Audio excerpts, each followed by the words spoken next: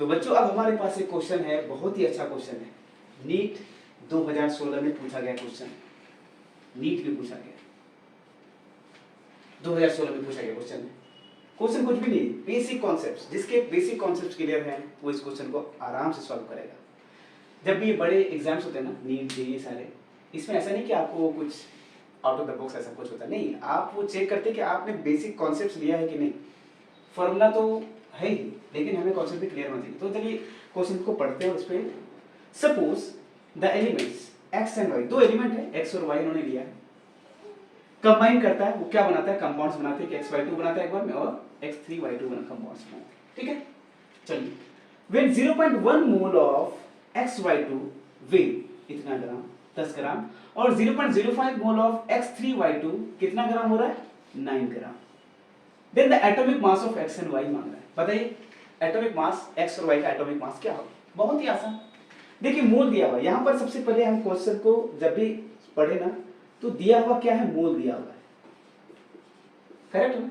अच्छा, जब मोल दिया हुआ रहता है और क्या दिया हुआ, वेट दिया हुआ है, मोल और वेट ये दिया हुआ ना, मोल की बात हो रही है और वेट की बात हो रही है। इसका मतलब मोल का कौन सा फॉर्मूला लगेगा, पहले आप ये सोचो, मोल का कौन सा फॉर्मूला लगेगा बताइए। Weight upon weight given upon GMM लगेगा ना। बताइए इतना तो क्लिक हो गया ना कि यही फॉर्मूला लगने वाला है, वेट अपॉन जीएमएम। अब यहां पर क्वेश्चन में क्या क्या दिया हुआ है, एक तो मोल दिया हुआ और वेट भी दिया हुआ, जीएमएम दिया हुआ नहीं है, जीएमएम दिया हुआ नहीं है। इसका मतलब वो जीएमएम ही मांग रहा है, एटॉमिक मास ही मांग रहा है ना, एक्स और वाई का ग्रामेटिक मास। तो कुछ नहीं करना है, सबसे पहले आप पहला क्वेश्चन उठाओ। अच्छा, यहां पर कोई भी कंपाउंड हो जैसे एक्स वाई टू, इसका जीएमएम कितना होगा हम निकाल, वैल्यू तो नहीं लेकिन इसका एक्सप्रेशन तो निकाल सकते हैं ना। मान लेते इसका एटॉमिक मास x है और इसका कितना है y है। तो कैसे निकालते किसी भी मॉलिक्यूल का जीएमएम, कैसे निकालते हो, ये 1 है ना x, तो 1 into x क्या हो जाएगा, x plus 2 into y 2y होगा कि नहीं। तो ये किसका जीएमएम आया, जीएमएम ऑफ, ये आया जीएमएम ऑफ x/2 आ गया। अच्छा, जीएमएम ऑफ किसका निकालेंगे आप, x3y2 का निकाल लेते हैं, सही है। तो कितना हो जाएगा 3x प्लस 2y, सही है कि नहीं। इसका भी जीएमएम आ चुका है, क्लियर। अब हमारे पास क्या है भाई, अब सीधे मोल, मोल में क्या चाहिए हमें, वेट चाहिए और जीएमएम चाहिए, तो सब तो निकल चुका है।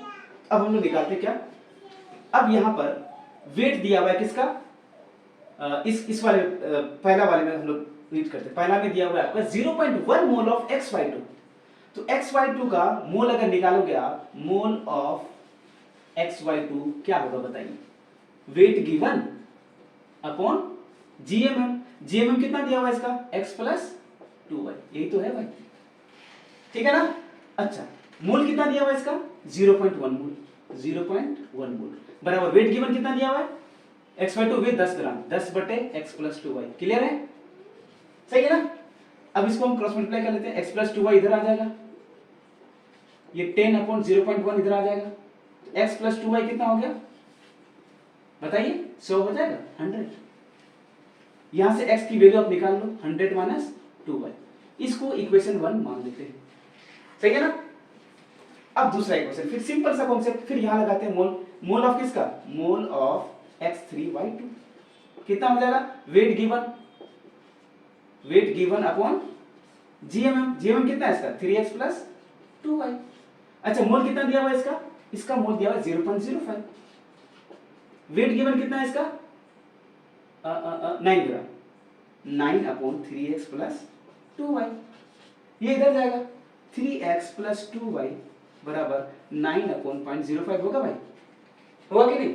ये 2 0 इधर आ जाएगा, ये कितना हो जाएगा 900, इसको खत्म करते हैं, 5 1 5 4 5 8 180, तो 3x प्लस 2y कितना आ गया 180 आ गया, ये इक्वेशन 2।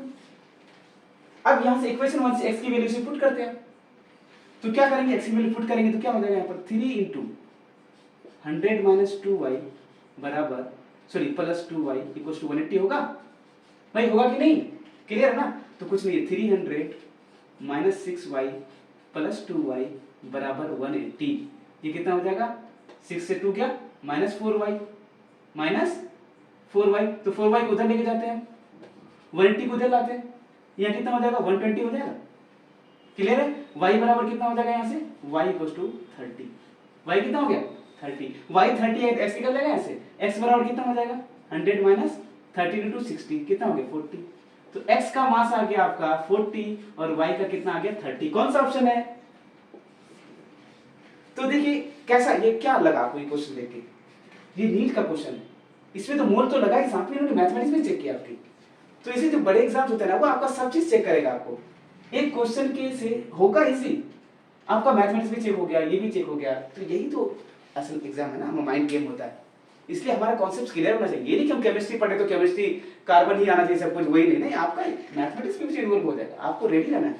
तो ओवरऑल क्या चेक हुआ यहाँ पर, कॉन्सेप्ट चेक हुआ, बेसिक कॉन्सेप्ट लगाया, वहीं से होके सारे हमारे सॉल्व हो गए।